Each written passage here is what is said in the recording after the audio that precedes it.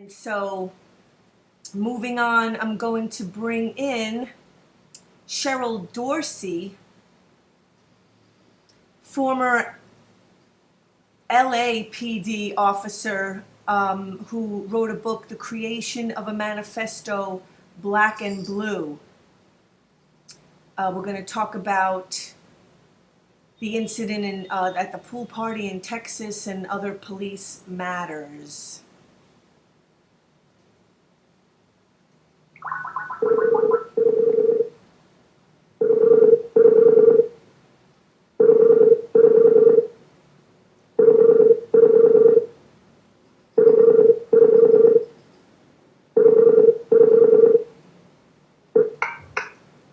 Hi, Carol. CHERYL? Hi. CHERYL Dorsey, thank you so much. Welcome to Organic News on Awake Radio. Thank you for having me. I actually wrote a blog because I really liked what you said. It's stuff that I say all the time.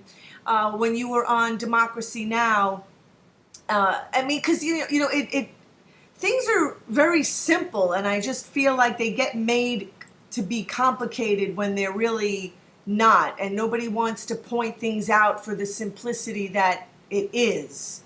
In order to just keep perpetuating things.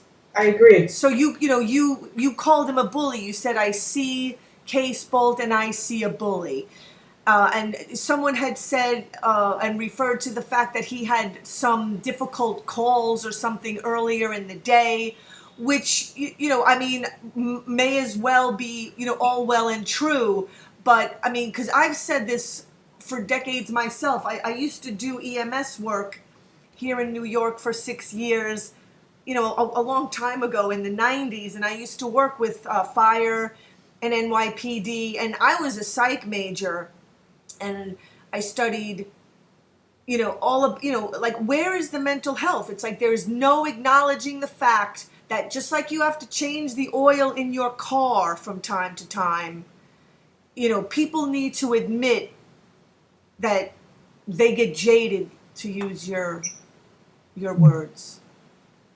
Well, I think what happens is that we see police chiefs trying to minimize and mitigate bad behavior, right? Right. And so, it's not like, I'm always of the opinion that when we hear about outrageous activity on the part of a police officer, I'm always of the opinion that this is not the first time, because police officers don't generally, start at the top, right? It's just like a car. You start at 0 and eventually you get to 60, 65. And there's red flags along the way before you get there. And in each and every instance, we see examples of that. And so I knew that Officer Casewell probably had some stuff in his history. And come to find out, prior to working for McKinney, he was a state trooper in Texas. And prior to that, he was a Oklahoma City police officer. Right. And so for me, those are red flags, because police officers don't typically move around like this is a professional athletic team and I'm just going from team to team. Police officer occupations are generally pretty stable careers. You find a department you want to work for, you go there, you hunker down, you settle in, you start working towards a pension, and then you retire. You don't stay 2 years, 3 years, 4 years, unless you did something outrageous and you were asked to leave, or you left before they could terminate you. I just wanted to mention, just before I called you, today in New York City, they're having a protest, and I was just calling Jose LaSalle from Cop Watch Patrol Unit, because Mayor de Blasio wants to add, I forget the number, it used to be 1,000, I don't know what it is now, new NYPD. And what I feel particularly enraging is the fact that they just had this young 22-year-old Khalif Browder, who they arrested at 16 years old and held him in Rikers Island without even charging him, not giving him a trial, trying to get him to take a plea.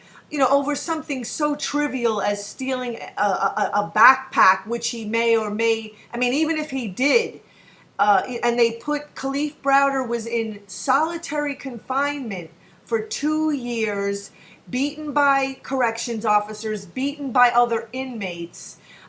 He didn't take the plea, he never took the plea because he stuck to his, his convictions and his principles, and it ended up costing him his life because it took such a toll on him that he committed suicide. He attempted suicide many, many times, and de Blasio made a statement about Khalif Browder, and so this is his response to what happened to Khalif Browder, is to add more officers to the police department in New York City. I mean, if anything, they should be letting people out of jail, because most people are in most of the prisons around the country for nonsense. Well, isn't that typical of what we see when there's wrongdoing or something goes foul of the system? It would be so refreshing if they could just, for once, and if they, I mean the powers that be, those that are in a position of authority, could say that we didn't get it right. Yeah. We dropped the ball on this one. Let's fix that system so that this never ever happens again. I mean, they say that when something tragic happens, that, oh, I'm sorry this happened, I don't want it to happen again, but what have you done in that regard? And oftentimes it's just lip service. Exactly. Very unfortunate. So even when you were on Democracy Now!, I was really happy that Amy Goodman even asked if Case-Bolt should be charged with assault on top of being fired because of his actions at that the Texas pool party. Well, factually, he wasn't fired. Case-Bolt was allowed to resign, and I take issue with any officer who behaves badly, who violates policy or law or both, and is allowed to resign, because I call resignation the gift that keeps on giving.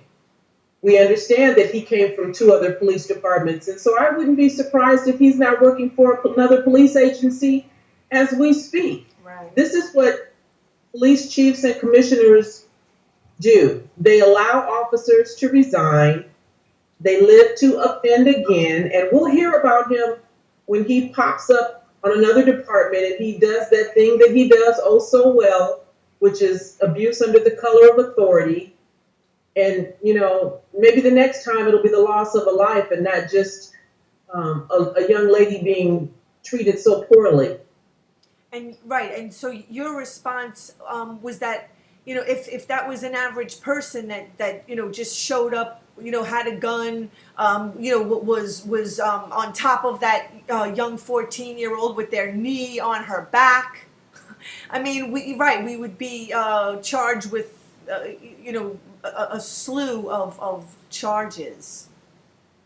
Absolutely, and don't we see, a 2-tiered system of justice, if you will? Yeah. Certainly, and it's not just significant to law enforcement officers. I mean, we have the haves and the have-nots, right? That's our judicial system. And so if you have the financial wherewithal and you're properly situated, you get one kind of justice. Right. And if you're Khalif, you get something else, right? Right. I call it genetically modified justice. I'm just going to move on. Right. So you also said that the other officers should be, culpable also.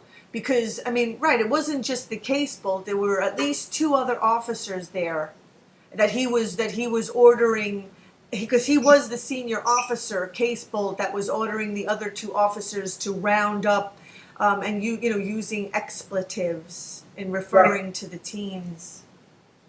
Right. I mean, I understand that he was a senior officer, but I mean, we're all adults, and we all have the ability to discern what's appropriate and what's not. We've all been taught and trained the same way.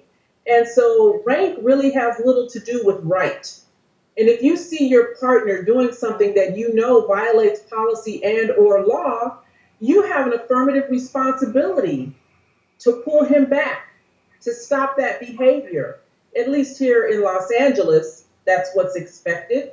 And when you don't do that, then you are just as culpable as the offender. You know, much like when you're with someone who commits a crime, you may not have pulled the trigger, but there was a death in the commission of that crime, and guess what? Everybody in the car is going to jail for murder, right? And so it's the same way with police officers. If you have a partner who's being heavy-handed, you should, just out of concern for your partner, pull him to the side and, sit him down and say, let me handle it.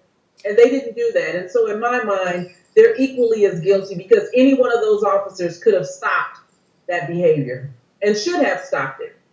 And so, I mean, when you were with the LAPD, I mean, do officers periodically get evaluated, to make sure that they haven't become jaded? Because I mean, I believe that people, especially officers, should have regular counseling. And I know that I'm sure it's not an easy thing for officers to admit that they, because believe me, I know this very well. I mean, that's the same with the military.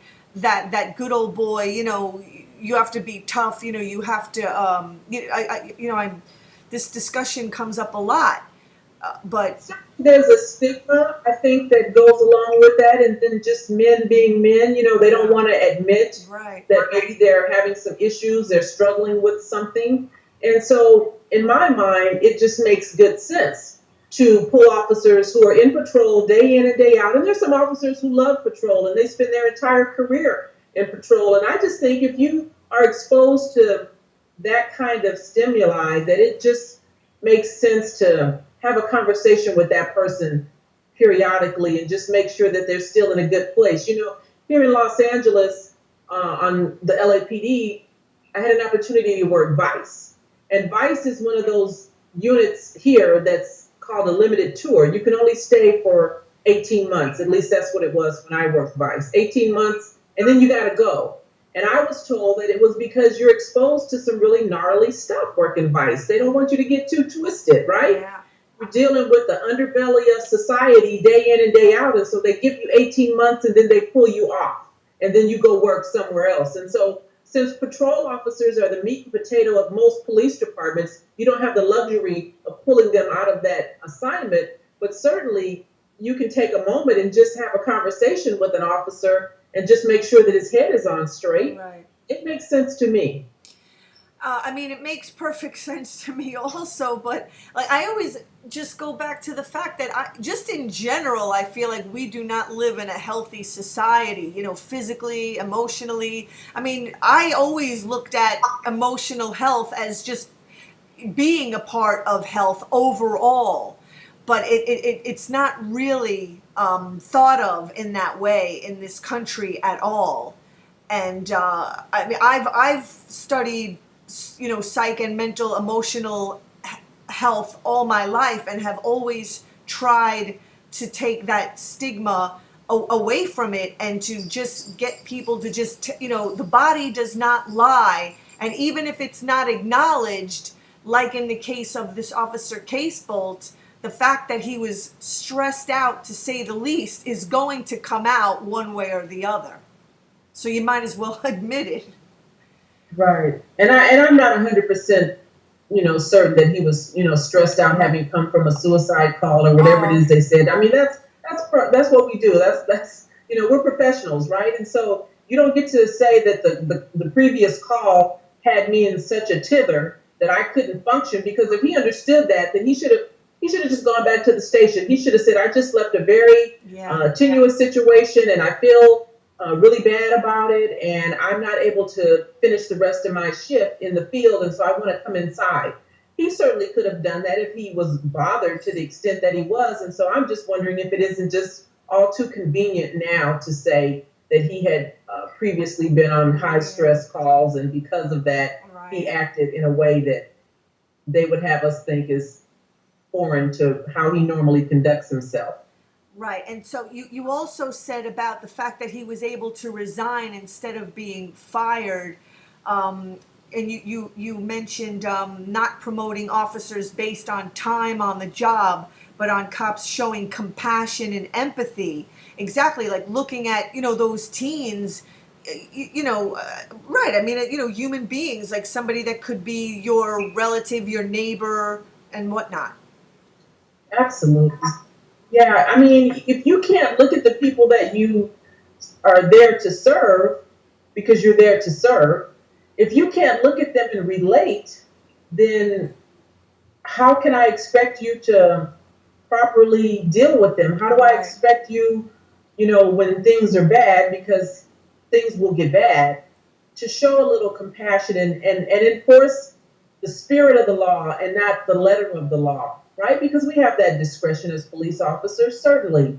And not everybody you run into, needs to go to jail that minute. Not Yeah. everybody that we encounter needs to have hands on them. Right. And so if you can't discern the two, and some of that's common sense, right? But you can't teach that. And Right. so if you find an officer in the field whose head is not on right, who doesn't have common sense, who lacks good judgment, then let's call it what it is and let's Right. help him get in an occupation where he's better suited. Because everyone that wants to be the police may not necessarily be a good fit. Exactly. That's exactly right, and that applies to many, many jobs. Everything. I mean, I was thinking today about, these officers where they're allowed to go from department to department, like Tim Loman, who killed Tamir Rice before he came Yeah. to Cleveland PD. He was asked to leave Jennings, Independence Police Department. Darren Wilson, before he Yeah. killed Mike Brown, was actually fired from Jennings Police Department. And I think if you were a master chef working in a restaurant and you were making people sick and in some cases causing death, Right. you'd be allowed to move on to another restaurant, or would they suggest that maybe you go work in retail? So when you have officers who are doing these things that are causing great bodily harm, serious injury, and or death, why is it that we keep giving them more bites at the apple? I think if you are identified to be ill suited, you get one bite at the apple, you get fired, so there's a paper trail and a record, and then you go work retail or you go work at Lowe's or Home Depot, not to put them down, but you just shouldn't be the police. I think the same thing applies to some parenting also. So then, let me see what else. So your book, then, let's move on to your book. And I'm not sure if you exactly have much to say. I wanted to bring up the subject of the for-profit prisons and a lot of the corporations that are investing in that these days, and if that has anything to do with the way that, because it does seem like police have only one gear, which is pretty forcibly. Well, it seems as if there's a concerted effort, right, to keep that pipeline filled with candidates, if you will, Yeah. because we know that sometimes not all officers, but there's a small minority who will, we had a term here in LA, hum people to jail, right? Put you in the system. I think sometimes that the public defender's job is not really to defend, but to get you to plead to something and just move you on. And then at number 7, number 8, number 9, and it's just a revolving door, right? Yes. So it does seem to me like there is a concerted effort. And I think about, Commissioner Bratton saying that, there just aren't any black men in New York that he can find that don't have a prison record. Well, maybe if you would quit, having high numbers of Right. turnovers in terms of convictions, wrongful convictions, then maybe we would have some black men that you could choose from to hire, right? Right.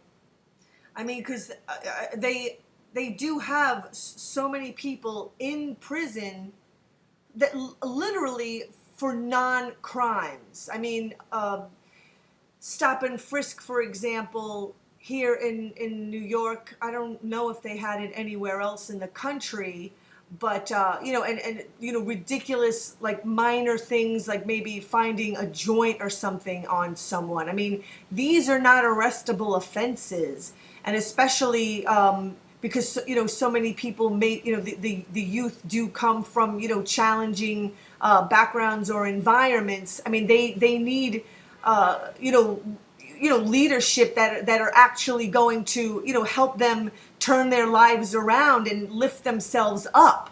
And it's as if the system is just a predatory system on the young people.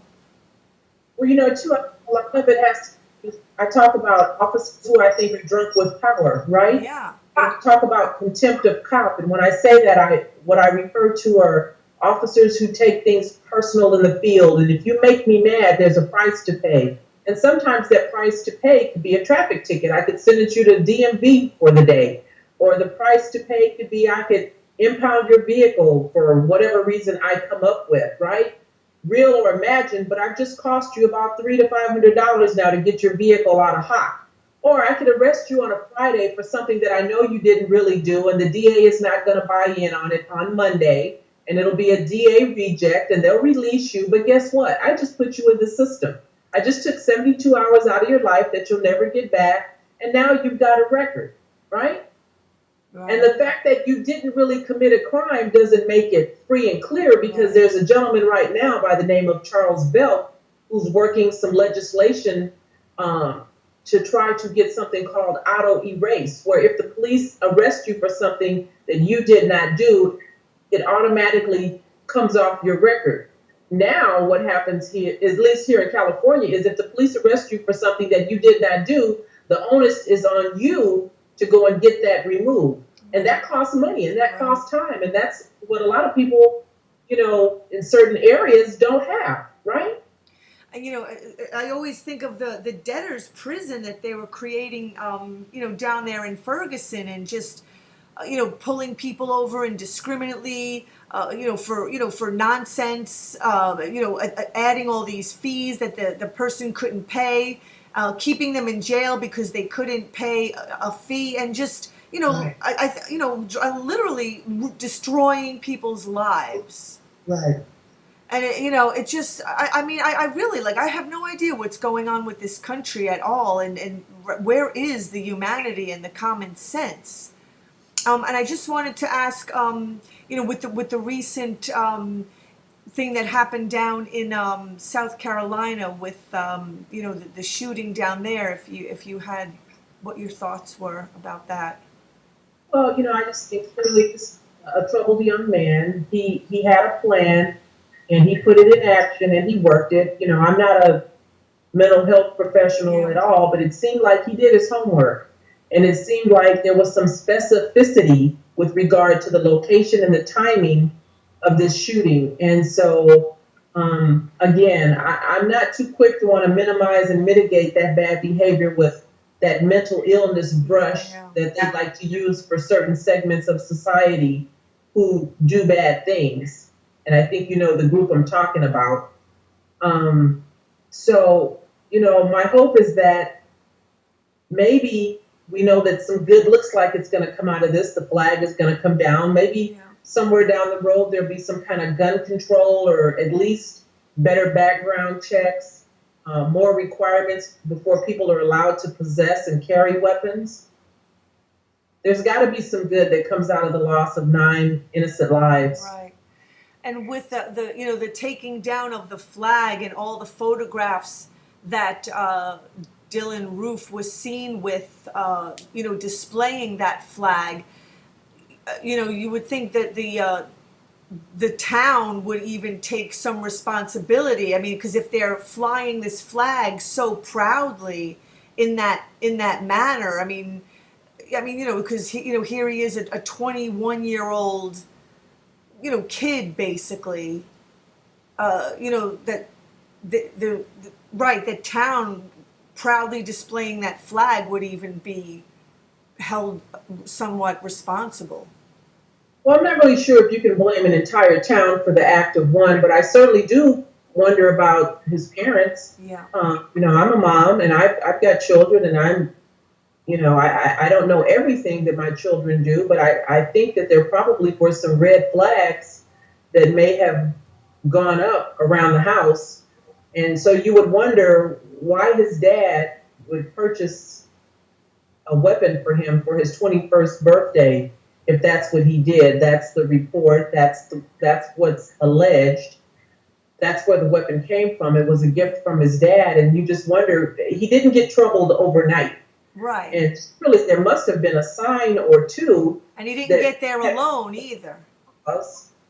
I'm sorry, can you repeat what you said?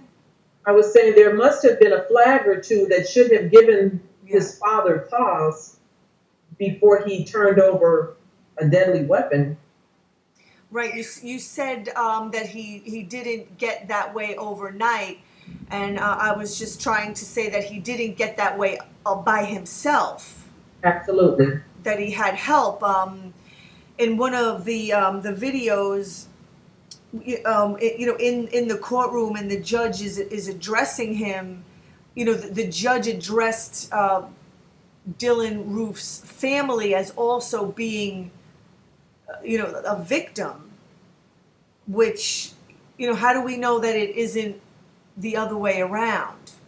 I mean, that's the unknown, and we don't.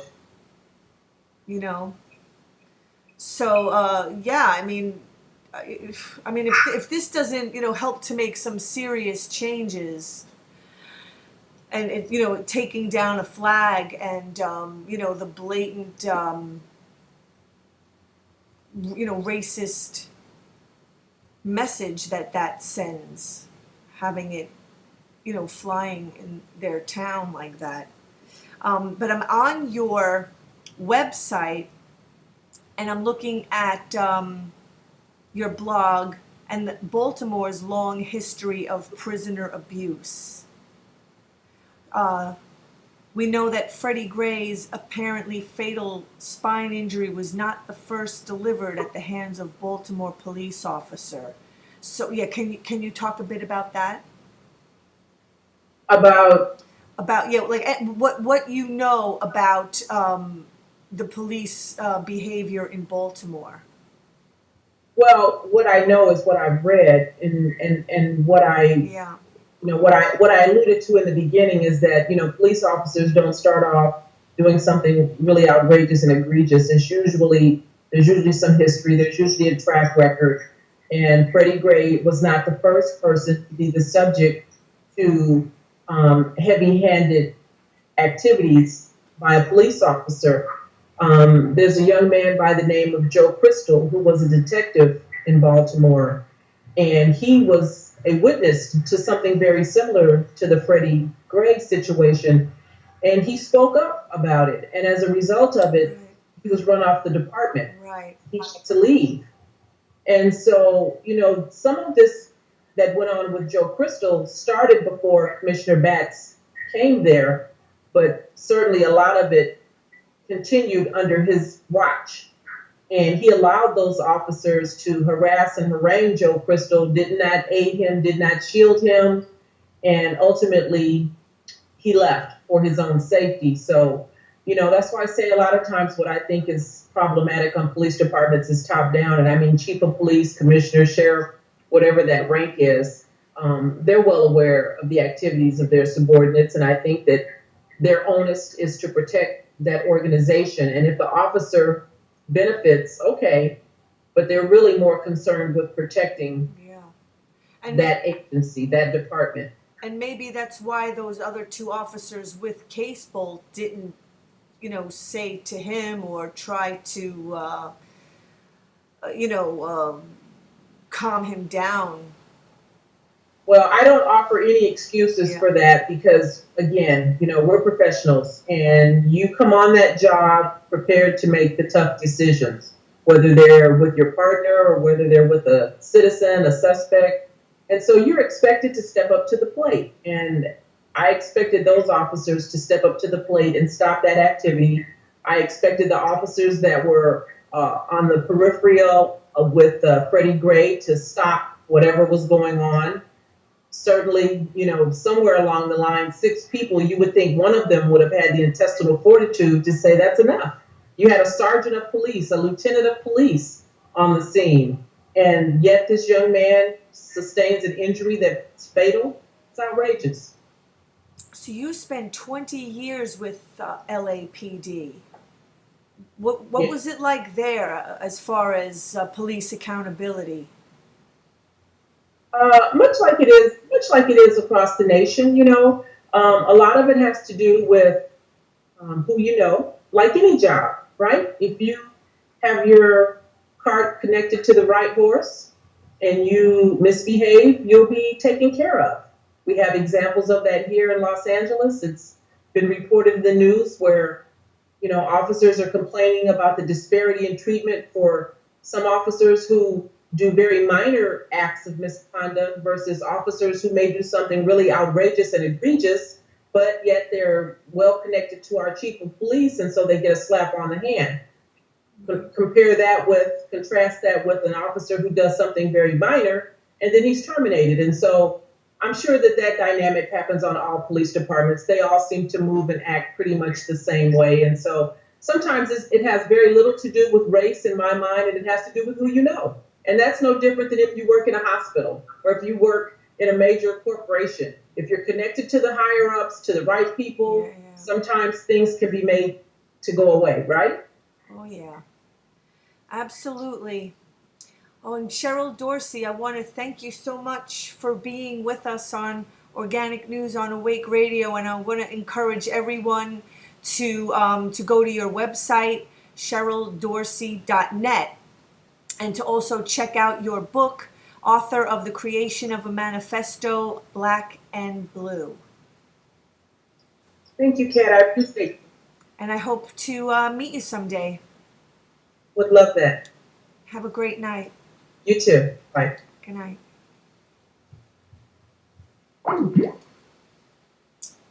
Okay, her article can also, she's got an article in Huffington Post called Problems in Ferguson Extend Beyond Grand Jury Decision by CHERYL Dorsey, Dorsey.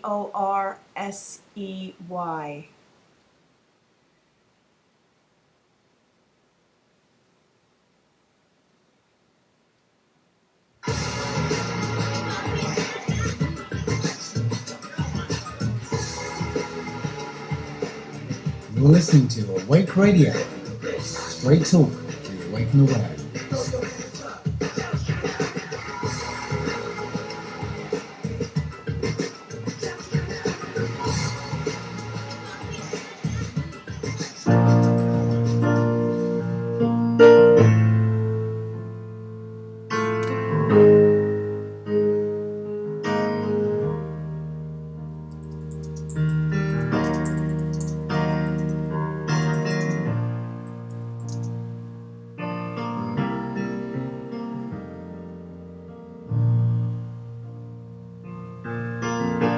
When the rain is blowing in your face and the whole world is on your case, I can offer you a warm embrace to make you feel my love. When the evening shadows and the stars appear and there is no one there to dry your tears, I could hold you for a million years to make you feel my love. I know you haven't made your mind of it, but I will never do you wrong. I've known it from the moment that we met. No doubt in my mind where you belong. I go hungry, I go black and blue. I go crawling down the avenue. No, there's nothing that I wouldn't do to make you feel my love.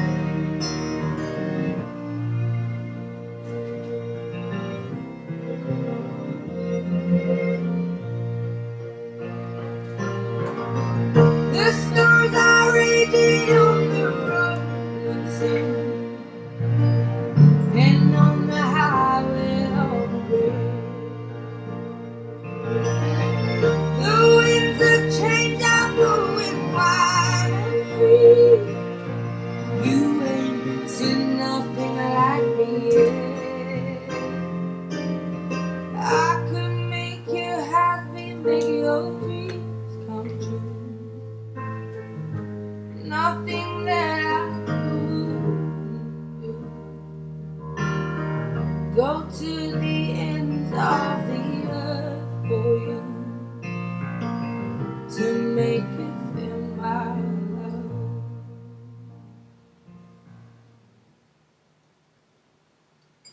Okay, our last two guests was going to just originally be Margaret Flowers of popularresistance.org, but she has Kevin Zeese also is going to be joining.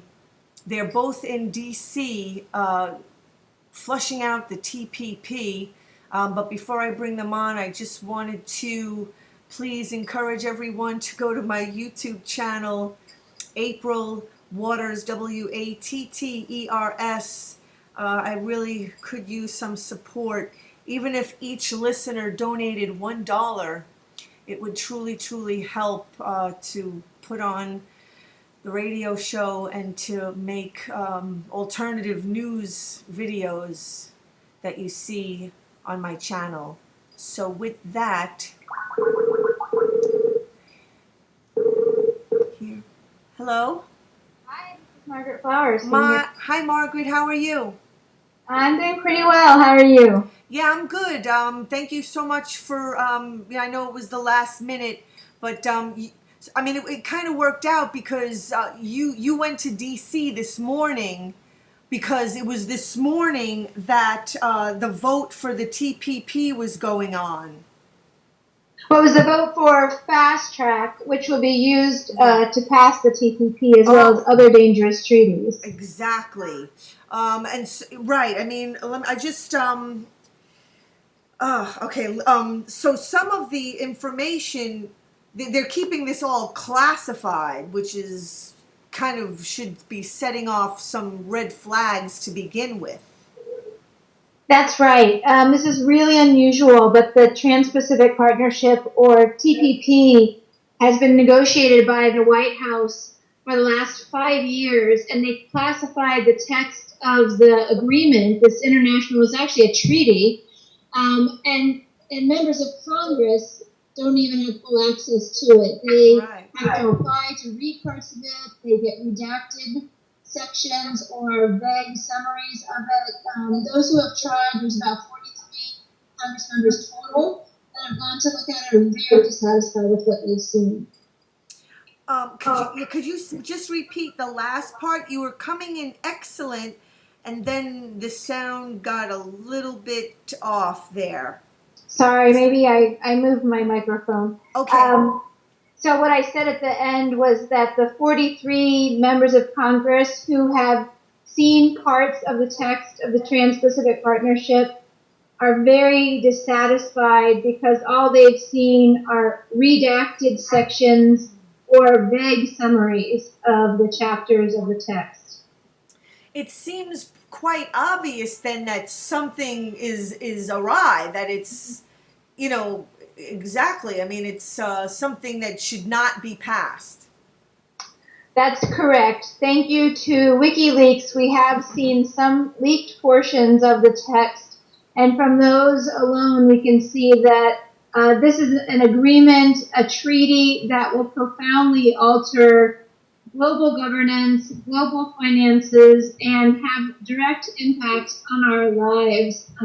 We're looking at treaties that are going to destroy more jobs, lower wages and worker protections, raise the cost of healthcare, harm food safety, allow corporations to come into our communities and to pollute, and there won't be anything that we can do about it. It will drive more fossil fuel extraction, and at a time that we really need to be going in the opposite direction. So this is a huge corporate power grab that's going to hurt all of us if these treaties go through. Now, today was just the first step. The president was asking Congress to give him something called fast track, which is legislation that would allow him to sign the treaties before they go to Congress. Then Congress has a very limited time to review them. No hearings, no filibuster, no amendments. They just get an up or down vote. In the past, when fast track has been used, it's been very hard to stop these treaties, but not impossible. So today was almost the final step in giving the president fast track. There's a one more vote tomorrow, but that one is pretty certain to go through, and the president will then be able to sign fast track. Doesn't it also, you mentioned food safety, that also involves animals. Like, won't the standards for the way animals are treated get even worse? I mean, if that's even possible. Right, that's one of the concerns. It's interesting because what these treaties do is they really say that anything that interferes with corporate profits is considered to be a trade barrier. And so that means not only worker protections, but protections for other living creatures and for the planet itself if those laws to protect them interfere with the corporate profits. I mean, it doesn't sound like you have to be a rocket scientist to see that, this is pretty, sick, to say the least, that a corporation has the right to sue the government of a country for interfering with their profits. Right, and it could be not just the national government, but it could be a state or local government. If we ban fracking in an area and the corporation wants to go in there and frack, it can say that ban is interfering with its ability to, get access to the fracked gas or oil. It's interesting because, prior to the Senate vote today, there were about a 3-week period when they were trying to pass fast track in the House. And so we were out there pretty much every day and sometimes 24/7 trying to stop it. And during that time, there was a vote on something called pool or country of origin labeling. It's a law that says that all of the meat that we buy in the United States needs to be labeled to where the animal was born, where it was raised, and where it was slaughtered. But associations representing the industries in Mexico and Canada sued the U.S. government because they said those labeling laws interfered with their ability to export meats to our country because people in the U.S. were primarily wanting to buy meats that were, from our own country. And so because that went before the World Trade Organization Trade Tribunal and they ruled in favor of the corporations, our own members of Congress had to go to the Capitol. It was like 7:30 at night and repeal that country of origin labeling law. So this is something that is already going on, but through these triple agreements that are coming up, the Trans-Pacific Partnership, the Transatlantic Trade and Investment Partnership, and the Trade and Services Agreement, they can sue not just for loss expenses, but for expected profits. So we anticipate we'll see more of these cases, we'll see higher awards, and that means that more laws to protect the planet, people, whatever, will be repealed. And, I mean, again, like the first word that comes to my mind is like sociopath. Right. I mean, it truly, it's completely like out of control. They're like profit addicts. Mm-hmm.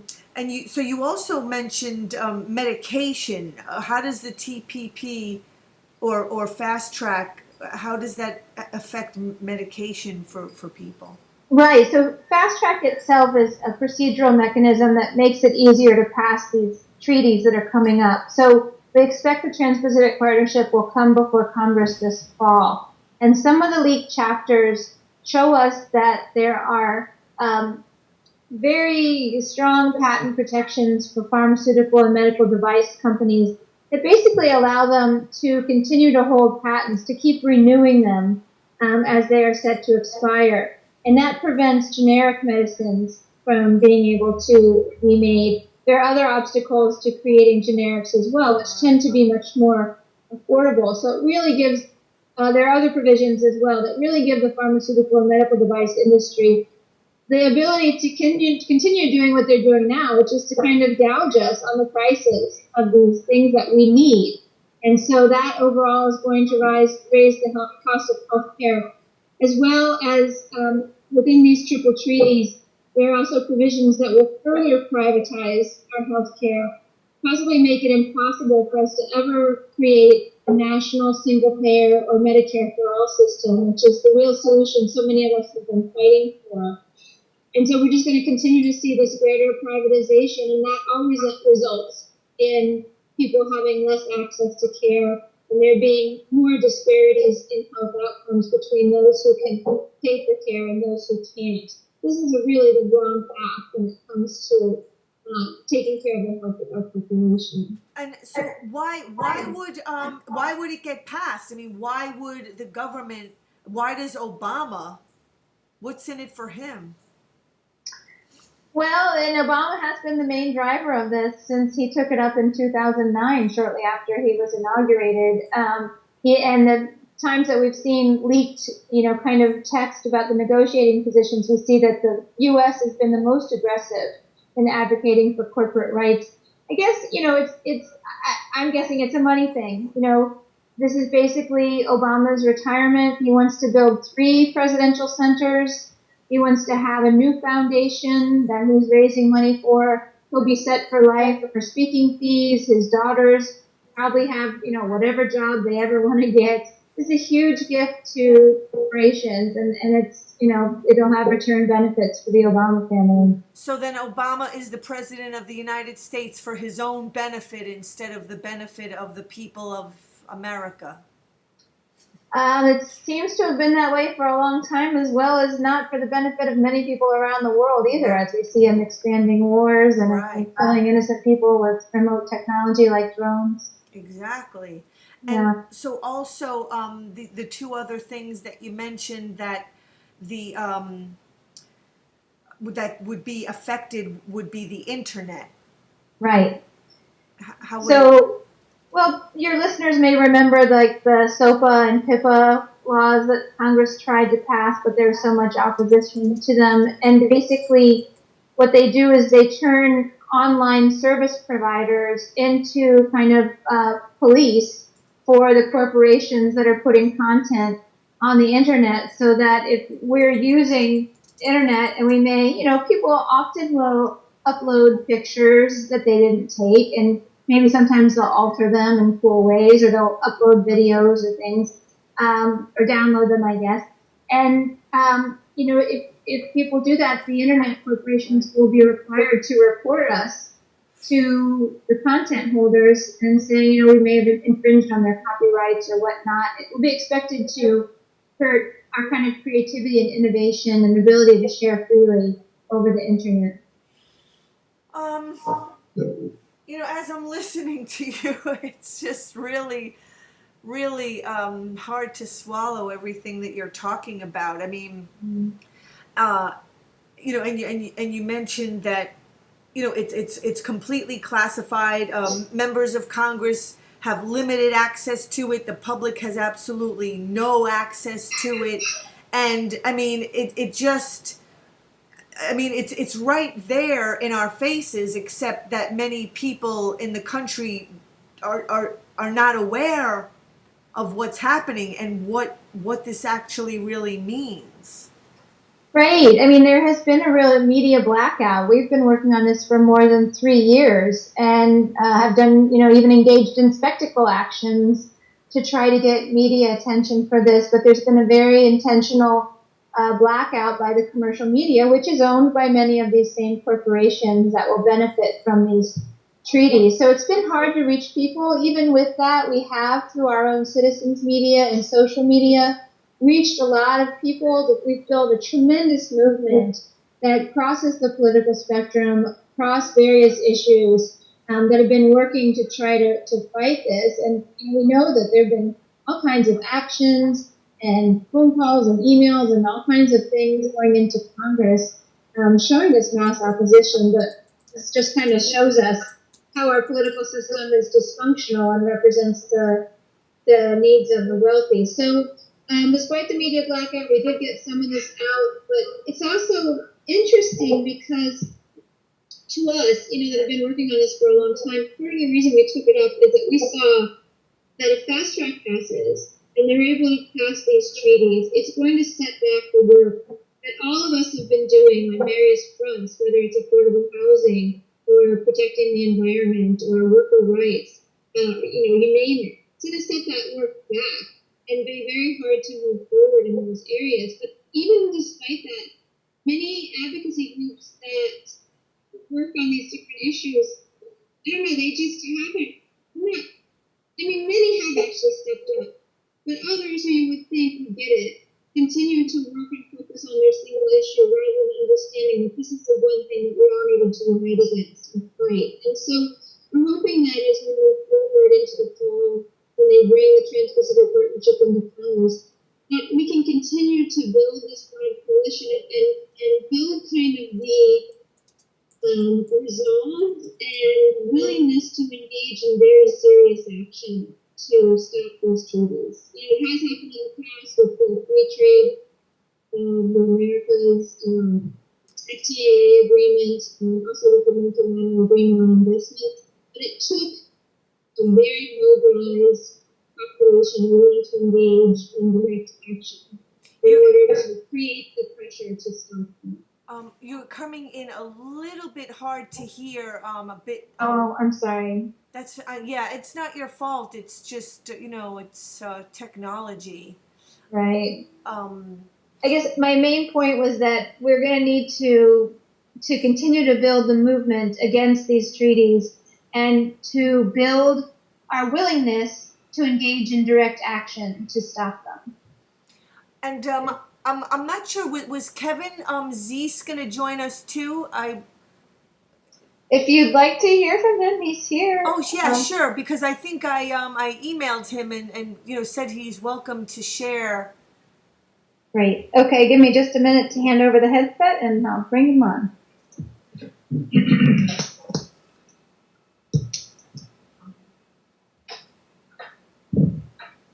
Hi, this is Kevin Zeese. Oh, hi, Kevin. Thank you for being on Organic News on Awake Radio with us. And you're also from Popular Resistance. That's right. Thank you. And so you're in D.C. with Margaret Flowers. And, she was giving us, I mean, it doesn't get much uglier. I mean, I don't know. I was a psych major, and I never thought we could ever be living in such a sick world, sick country. Yeah, and it's today's definitely a big power grab for corporations. President Obama has been pushing for fast tracking for multiple years. They put a lot of money into it, the big business interests, hundreds of millions of dollars in the last 2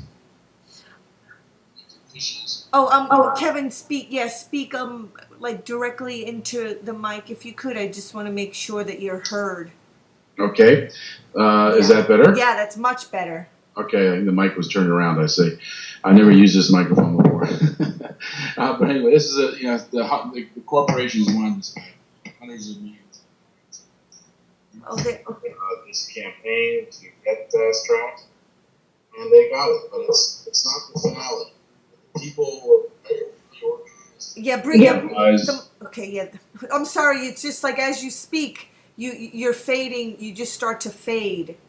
Nothing I can do about it. I'm just talking. Sorry. I don't know what the problem is. Right. But anyway, we see this as a first. Hold on a second. Margaret's going to give me a cue.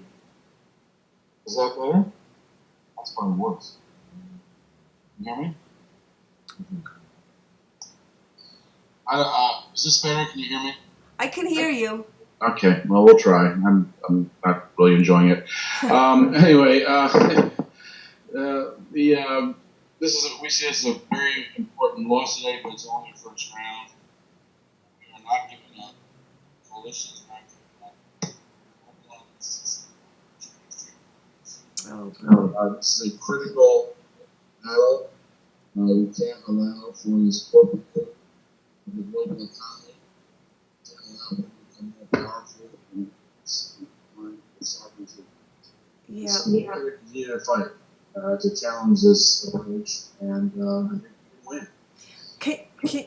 Can you speak a little bit about Alan Grayson? I mean, is there anyone besides him that's trying to wake the public up on this matter of the TV? Oh yeah. Oh, these were close votes. The Congress in the House, they got exactly 218 votes, which is a bare majority, and the Senate, 60. And so that means that almost half the representatives in the House are opposed. And first of all,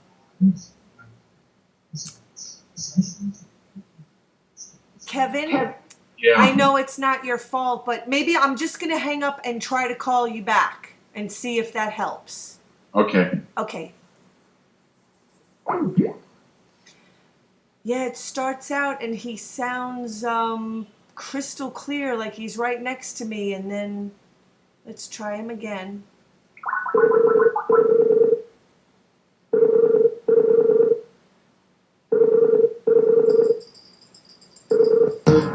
Hello? Okay, I'm going to try it this way. Is this any better? So far, yeah, I don't know what happens. It's like, you say you start out perfectly clear. And Yeah, what can I tell you? I know. Technology is technology. Yep, it is exactly. Well, we could just do what we have. Right. So what I was saying was that there was a lot of opposition. It wasn't just Alan Grayson. There were very important members of Congress. Representative Levin from Michigan, who is the ranking member of the Ways and Means Committee, was very opposed. Rosa DeLauro led a coalition of Congress members who were opposed. Sherrod Brown of Ohio, Democrat in Ohio, did an excellent job organizing senators. Elizabeth Warren spoke out strongly against this. Obviously, Bernie Sanders did as well. Right. So there was a lot of opposition, and there was also some right-wing opposition. This was an across-the-board challenge. More than 50 representatives in the House said no to fast track. Senator Jeff Sessions, a conservative from Alabama, spoke out against the Trans-Pacific Partnership. He went to look at it, then wrote a 6-page letter to all the senators telling them what he saw and why this was something that they should not approve. So I think there's a lot of opposition. And when this comes up in the fall, they will be in election season. The members of the House, in particular, will be very nervous because the election season will be beginning.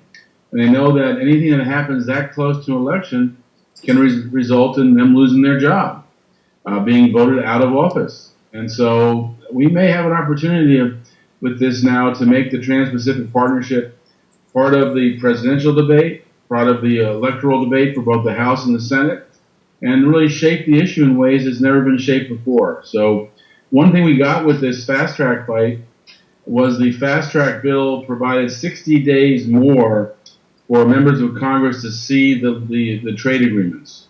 That's 60 extra days for us to educate and mobilize people. We've never had that before. Right. So there's a real opportunity to fight this and win. We're not giving up yet. So what do the people have to do? I mean, tell the people of the United States, where do they go? Just, I mean, is it just like, about signing a petition or? No, a petition is useful, not enough. Right. The most important things that people can do, first off, are to educate themselves. And if you want to go to our 2 websites, popularresistance.org, we have a lot on the website about the TPP, the Trans-Pacific Partnership. You can also go to our campaign site, flushthetpp.org. There's a lot of information there. So first, educate yourselves. We will continue to update those sites as more information becomes available, and so it'll be an ongoing process. We expect this to start in September or October. So what we see happening then, what people can do, is the most important thing is really direct contact with legislators, and if not the legislators themselves and their staff. You should not be afraid to go in and talk to them. Right. And when you go in and talk to them, you tell them that you're very opposed to this. You expect their representative to represent them and oppose it. Right. And if they don't, then you're going to come back with twice as many people in 2 weeks. And then if that doesn't work, you come back with twice as many in 4 weeks, and twice as many in 8 weeks. And show them you are organizing in the community. Show them that you are organizing people to oppose this and build power in the people. And that will, we need to scare them. And then if you can't go directly to talk to them, then the next best thing is telephone calls. Same kind of strategy. Let them know that you oppose it, and you'll be organizing people to oppose the re-election of the member of Congress if they support the TPP. And then finally, I think we also have a broader kind of fear, a kind of fear where we let them know that there's going to be an uprising against the legitimacy of this government. Right. I was just going to bring that up. I mean, there's got to be a way to really to sue Obama over this. Well, I don't know about suing Obama. There are some interesting legal issues that we could raise, but where I was going was that they need to be afraid of an insurrection, of people revolting against the legitimacy of the government. Exactly. They need to see people angry. They need to feel the anger in a visceral way. Hello. But not only is their career threatened, but the government is threatened because of this giving away of our economy to big business interests at the expense of both people and the planet. I can get into some litigation strategies as well if we have time. There are definitely some issues there. Yeah, we have 5 minutes, 4.5 minutes. Well, first off, Article 3 of the Constitution controls the courts. Now we're creating these trade tribunals, under these trade treaties, trade tribunals that our courts cannot even review. I don't think that's constitutional. And similarly, where does a trade tribunal get to tell our legislature what laws they can pass? I don't see where that's constitutional. So I think we have some legitimate issues. And the final thing is, what makes these trade agreements into agreements and not treaties? These are not traditional trade agreements. It's not just about tariffs, bringing goods into countries. This is about copyright laws, patent laws. It's about financial regulations. It's about every aspect of our life. These are treaties, and treaties require a 2/3 vote in the Senate, not a majority vote. And so they're trying to avoid that requirement by calling it an agreement when in fact it's a treaty. So I think there are lots of legal issues that are worth pursuing. Right. We have to find our way into court, who can bring those suits, who has things to do so. So there are lots of fronts to fight on, but people should not rely on courts. Their focus should be what they can do to create fear in their senators and their representative in Congress that if they support these agreements, they're going to be out of office. And the government's going to lose its legitimacy. I mean, because this is like truly criminal. What's happening? I mean, the corporations are literally running the government. That's exactly right. I mean, this is shrinking the power of nations and expanding the power of corporations, so they're more powerful than governments, and they control global trade, not the governments. And not to mention the fact that they're sociopaths. Well, yeah. They are out for profit at no matter what the cost is to the planet. We're in this crisis stage of mass extinctions and of climate change, climate chaos, and they're willing to put their profits ahead of that. We're at a stage of mass wealth divides and poverty, and they're willing to put their profits ahead of that as well. So yes, I think sociopath is not an unfair word. I mean, I wish there was a strong enough word. Well, narcissist would be pretty good too, but these folks, we need to show that people are aware of it and organized and mobilized. We have the power. We cannot let them tell us we don't. We have the power, but we have to get mobilized in order to make it effective, and that's our job. All of us, each of us, are leaders in this because now we know about this. You've heard about it on the show. People need to now take action to really take control of the future of the country and really the future of the globe, and put these corporations in their place where they work for us. Absolutely. We don't work for them. Oh, absolutely. I want to thank you so much, you and Margaret Flowers, Kevin Zeese from popularresistance.org and flushthetpp.org. That's right. Thank you very much. And keep in touch, and hopefully we'll have some good news the next time I speak with you. Me too. Thanks a lot for having us on. Yeah, you're welcome. All righty. Bye. Okay, so that pretty much wraps it up. I want to encourage people, go. Alan Grayson, U.S. Representative, is very supportive of getting and blocking the fast track and the TPP. He's got a wonderful video. I'm actually trying to find it. I was going to try to play it for the last few minutes. I thought it would be on his official site, but I don't see it. Anyway, again, please go to my YouTube channel, April Waters, WATTERS.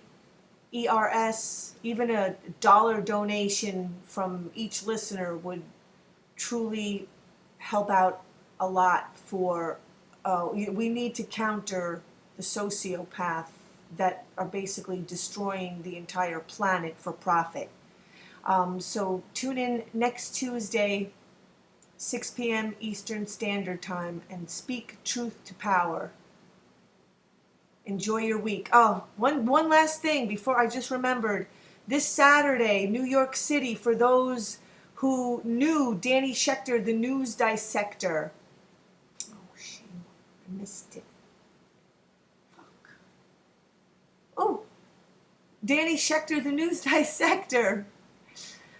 His memorial in Judson Memorial Church, 1 p.m., Judson Memorial. Sorry, I thought I lost the stream. Excuse my little expletives. Please come out and remember Danny Schechter, a great activist, a great news reporter, a great supporter of the Occupy movement. Thank you. Judson Memorial, 1 p.m., New York City, for Danny Schechter, the news dissector.